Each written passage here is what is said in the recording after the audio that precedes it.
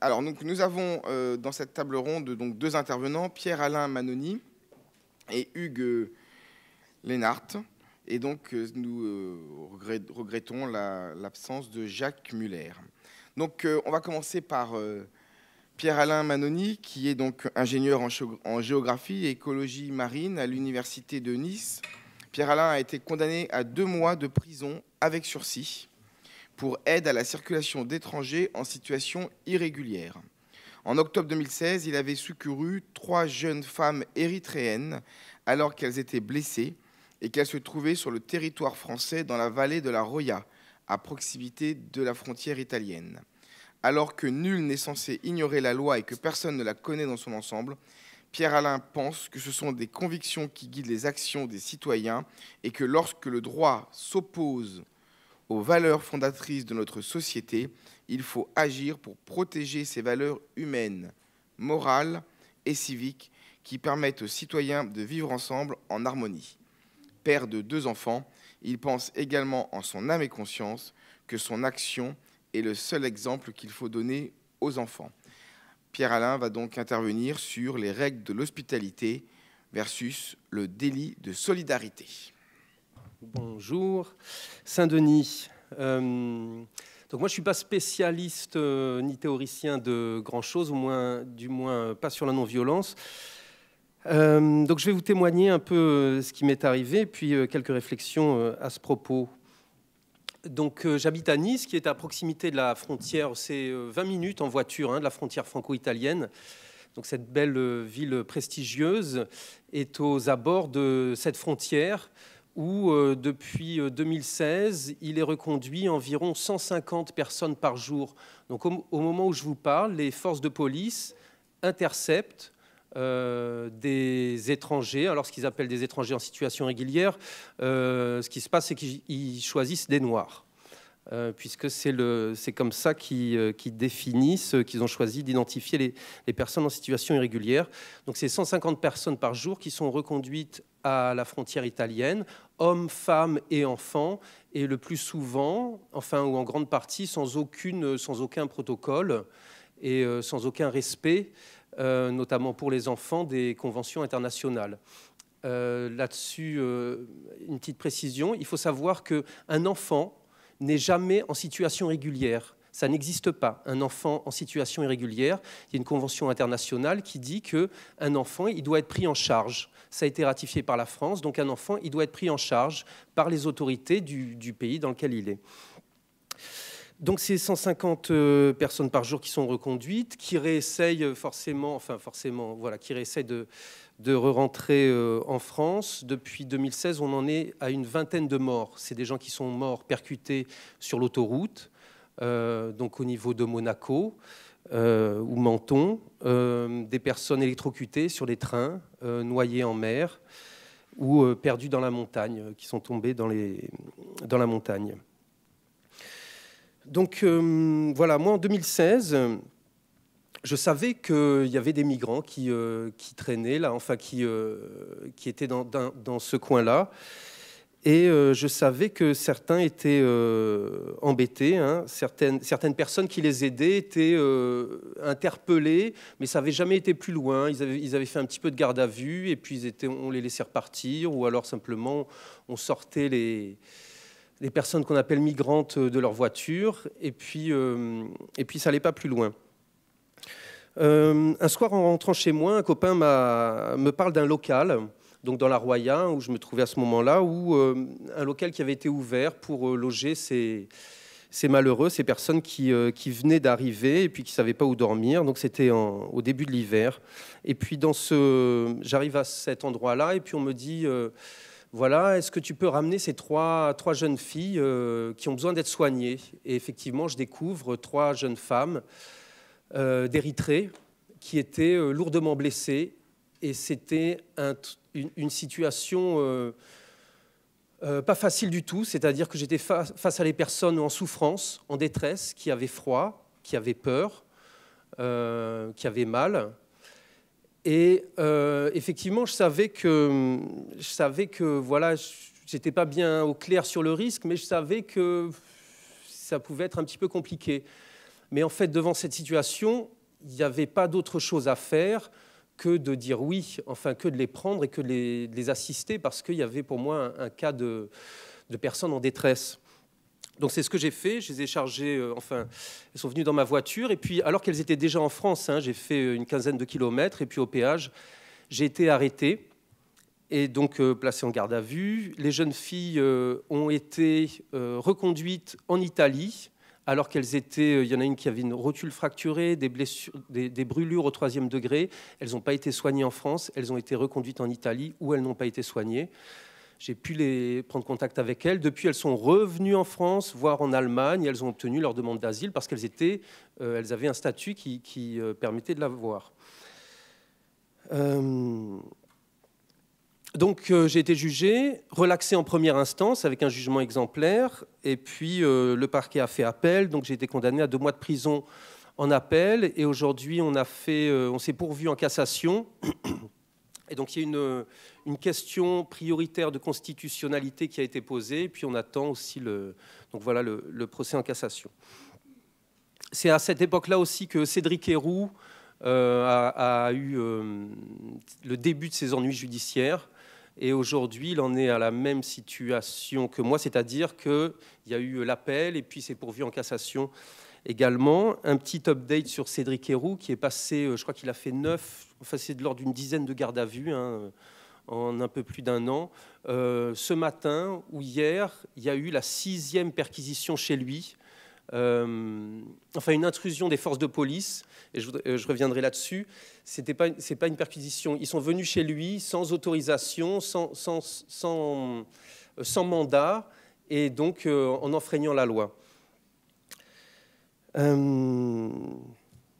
Voilà le petit point sur pourquoi je suis là. Le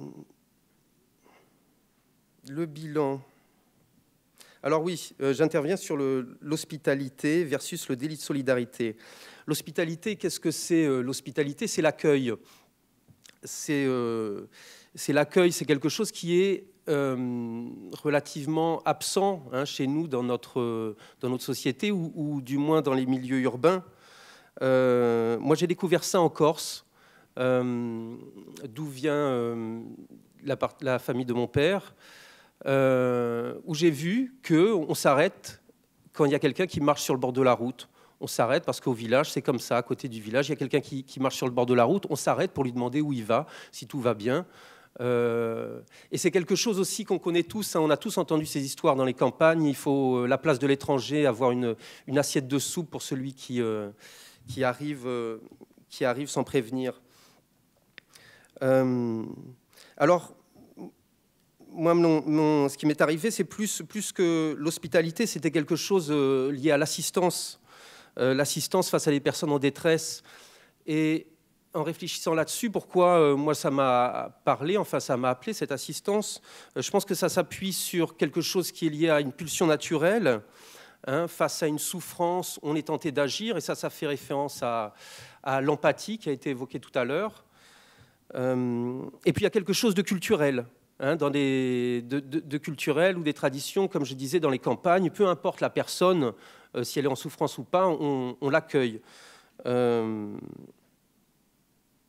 Et ce devoir d'assistance, pour moi, ça fait référence à... C'est une question de survie. La survie, on la comprend, hein, en réfléchissant, parce qu'on se dit, si je n'aide pas cette personne qui est dans le besoin, moi, quand ça va m'arriver, ou quand un de mes proches, ça va lui arriver, qu'est-ce qui va se passer? Donc... voilà, c'est un peu la réflexion, la projection. Moi aussi, je peux être cette personne-là. Moi aussi, un jour, je peux être une personne qui va être en déplacement, qui va migrer. Et donc, j'espère qu'on fera ce que moi, j'aurais fait, ce que j'aurais aimé recevoir. Et puis, ça vient de la réflexion, mais il y a aussi quelque chose qui est lié à l'exemple. Et l'exemple, c'est, j'ai souvent repensé à ça, parce que dans ces histoires, moi j'étais avec mes enfants, ou du moins pour une partie par l'ordre de l'arrestation, mais dans ces aides, cette assistance aux personnes migrantes. Et je me suis souvent posé la question, mais quel autre exemple que ça j'aurais pu donner à mes enfants? Et au-delà de mes enfants, c'est quel exemple on peut donner aux enfants?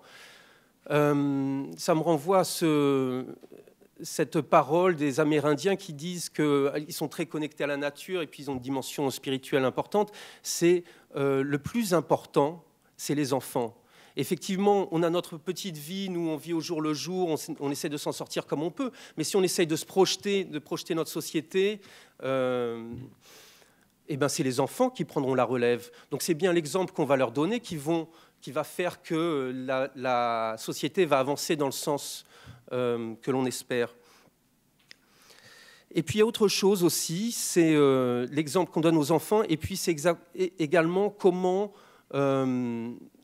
on assume nos actions par rapport à nos ancêtres.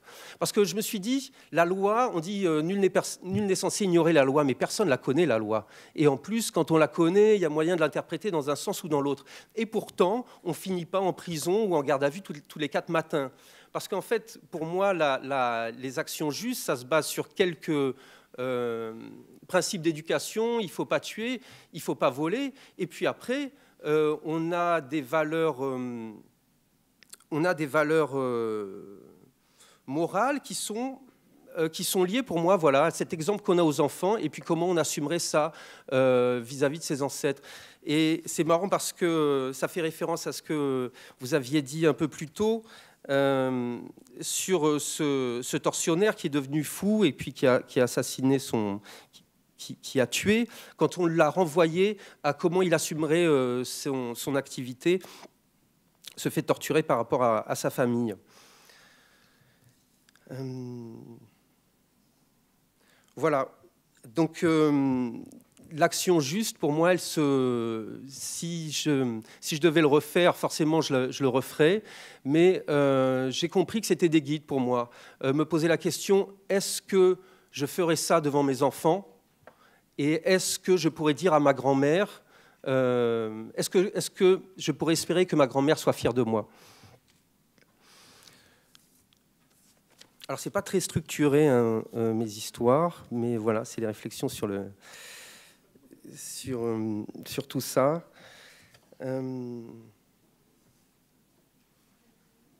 Alors, faut-il désobéir? Faut-il désobéir? Pourquoi est-ce que... Oui, je suis tombé sur... j'ai essayé de me documenter. D'ailleurs, je ne l'ai pas fini, mais il y a ce bouquin qui est très bien, qui s'appelle « Désobéir » de Frédéric Gros, et qui commence par une citation de Primo Levi. Et je trouve qu'elle parle très bien. « Les monstres existent, mais ils sont trop nombreux pour être vraiment dangereux. Ceux qui sont plus dangereux, ce sont les hommes ordinaires, les fonctionnaires prêts à croire et à obéir sans discuter. » Donc effectivement, ça renvoie à ce qui a été dit un peu plus tôt, que le problème, ce n'est pas la désobéissance, le problème, c'est l'obéissance. La question n'est pas de savoir pourquoi les gens se révoltent, mais pourquoi les gens ne se révoltent pas. Alors, obéir, dans la situation actuelle à la frontière franco-italienne et puis sur cette situation migratoire, j'aimerais revenir là-dessus. Qu'est-ce que c'est que l'obéissance? Comme on l'a vu, moi, dans un premier temps, j'ai été relaxé, ça veut dire que mon action n'était pas condamnable. Puis, par un autre tribunal, j'ai été condamné, ça veut dire qu'en fait, c'est condamnable. Donc, l'obéissance à la loi, où est-ce qu'elle est là-dedans? C'est pas encore fixé, hein. J'espère que la Cour de cassation va nous dire de la bonne façon, mais si elle ne le dit pas, il faudra bien aller à la Cour européenne. Mais il n'empêche que ça ne change pas vraiment le fond du problème. Mais il y a quelque chose d'important qui a été dit sur la désobéissance civile qui est publique et la désobéissance criminelle qui est secrète. La désobéissance, il faut savoir qu'aujourd'hui, le préfet des Alpes-Maritimes a été condamné à plus de 12 reprises par le tribunal administratif parce que secrètement, il renvoyait, secrètement, il enfreignait et il continue d'enfreindre le droit d'asile. Donc pour moi, ça tombe vraiment dans une situation de désobéissance criminelle. Et il n'en est pas fier. Et quand on lui pose la question, quand les médias lui posent la question, il dit non, non, non, non, ça ne s'est pas du tout passé comme ça. Et à la différence des personnes solidaires qui aident les migrants, qui eux revendiquent, et il n'y a jamais de polémique sur les faits. Et dans mon affaire, il n'y a pas eu de débat sur les faits. Moi, j'ai dit exactement comment ça s'est passé, et il n'y a pas eu de débat là-dessus. C'est accepté, il n'y a rien eu de caché. Donc je trouve que ça, c'est intéressant. Quoi qu'il en soit, ça revient à ce que je disais tout à l'heure, hein, désobéir ou obéir, pour moi, il faut obéir à sa conscience. Et d'où l'importance de rester connecté à sa conscience et de rester vigilant. Où est-ce que c'est sa conscience? Où on en est par rapport à sa conscience? Et l'importance de rester donc vigilant par rapport au conditionnement que l'on a aujourd'hui, et notamment au travail insidieux des médias. Il y a une conférence par un gars de l'INSERM qui est très intéressante, qui s'appelle TV et lobotomie, qui a déjà plusieurs années, qui explique comment, avec les IRM, aujourd'hui les publicitaires, et ça fait déjà plusieurs années, étudient l'impact des images, des propos, etc., sur le conditionnement du cerveau. Donc c'est des outils qui existent et qui sont utilisés par les publicitaires, mais aussi par les politiciens. Il y a des choses qui sortent sur la campagne de Trump et comment il a utilisé les informations des médias, des réseaux sociaux pour impacter et pour récupérer un électorat. Voilà, qui sont très parlants là-dessus. Voilà, sur cette partie-là. Je ne sais pas où est-ce que j'en suis du timing. Encore quelques minutes.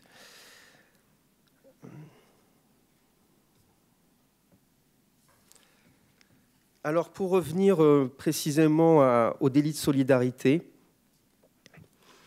il y a et puis par rapport à cette question de désobéissance, il y a une loi qui a été révisée en 2012, où Manuel Valls annonce à la télé que le délit de solidarité est abrogé parce que ce n'est pas conforme aux principes et aux valeurs de la France. Donc il y a une loi qui a été écrite dans un esprit.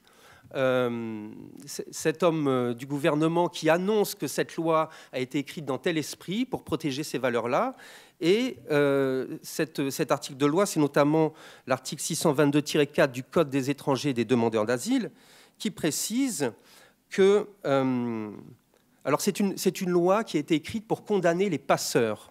Les passeurs donc, qui tirent un but lucratif du passage des étrangers en situation irrégulière.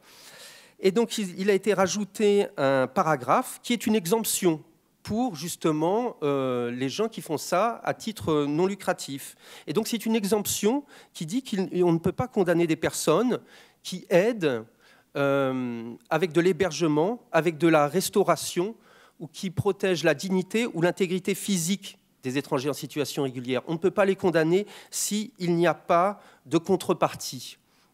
Donc ça, c'est écrit noir sur blanc. Pourtant, aujourd'hui, l'État continue de poursuivre des associatifs, des bénévoles qui sont dans ce cadre-là. Et ils arrivent à tourner la loi.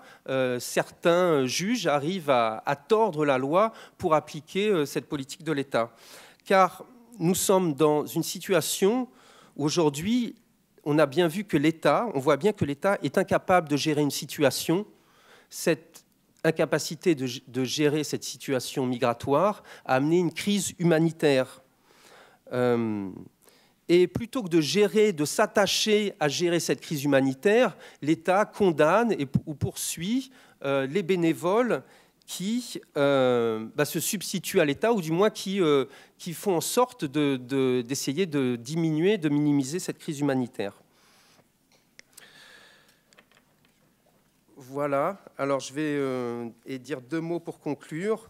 Au-delà de la théorie sur la non-violence, donc je suis content de voir des étudiants travailler là-dessus et puis d'avoir vu le travail qui a été fait. Et donc au-delà de la théorie qui est exposée, vous, les étudiants, et ça a été évoqué,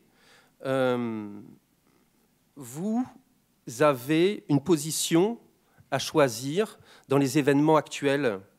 Quelle est la position juste? Quelles sont les actions justes que vous allez être amenés à prendre ou à ne pas prendre, et comment vous l'assumerez plus tard, une fois que la peur aura passé, comment vous l'assumerez par rapport à vos enfants, comment vous pourrez le revendiquer par rapport à vos ancêtres.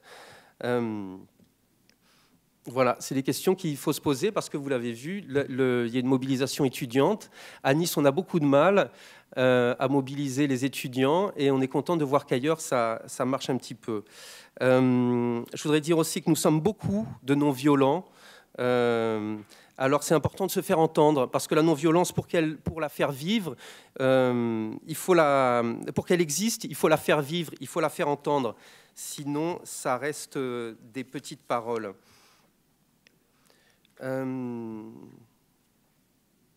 Donc voilà, il faut en parler de cette non-violence. Moi, j'en entends parler ici.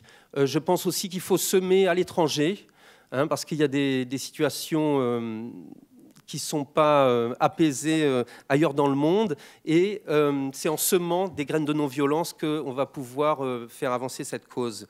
J'ai eu un débat intéressant avec des jeunes étrangers qui était arrivé récemment et on a pu parler de la devise liberté, égalité, fraternité. Et c'était intéressant de les entendre réagir là-dessus parce que ça leur convient. Ça leur convient, cette devise liberté, égalité, fraternité. Mais ils n'ont pas ça dans leur pays. Et voilà, il faut continuer à y croire et à semer ces graines de non-violence. Merci.